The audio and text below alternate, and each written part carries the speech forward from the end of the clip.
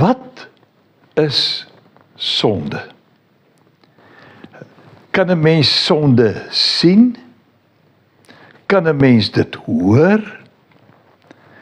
En tog word hierdie term geweldig baie gebruik en is dit 'n belangrike term. Kortliks beteken sonde om nie jou doel te bereik nie. Of dan soos iemand wat 'n pyl na 'n teiken afskiet en die teiken nie tref nie.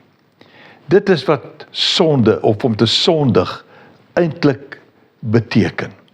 Met ander woorde, daar is 'n doel wat ons in hierdie lewe behoort te bereik. 'n Doel wat God van ons sou verlang. En op 'n daaglikse basis is daar dinge wat ons behoort te doen. Maar ons doen dit nie noodwendig nie. Daarom beteken sondig nie noodwendig om jou te buite te gaan aan drank of eet of allerhande verkeerde dinge nie. Dis bloot om nie te bereik wat God van jou verwag nie. En God gee vir ons die vermoë, daar is 'n manier hoe ons hierdie proses van sondig kan oorwin. 1 Johannes 2 verse 1 en 2 is die sleutel. Hy sê, Johannes sê, dit skrywe ek aan julle my liewe kinders, dat julle nie moet sondig nie. En dan sê hy, ag, jy weet, eintlik gebeur dit tog.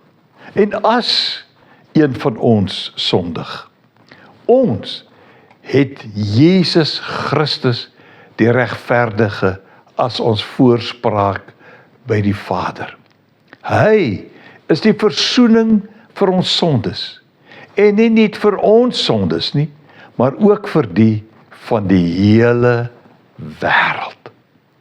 Ek en jy is deel van die hele wêreld wat in versoening met God kan leef deur Jesus Christus ons voorspraak. Daarom beteken dit nie hier in hierdie konteks dat ons maar kan sondig en doen wat ons wil nie.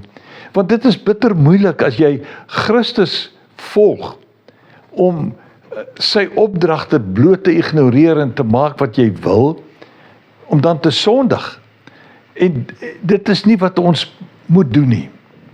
Ons voorspraak help ons. Hy is soos 'n advokaat wat namens ons praat om ons saak by God reg te hou. Kom ons help hom. Kom ons help hierdie voorspraak, Jesus Christus, om ons saak maklik te stel. Kom ons vermy die verkeerde, die sonde, die dinge wat hierdie lewe so in verwarring bring en loop die regte pad. Loop mooi.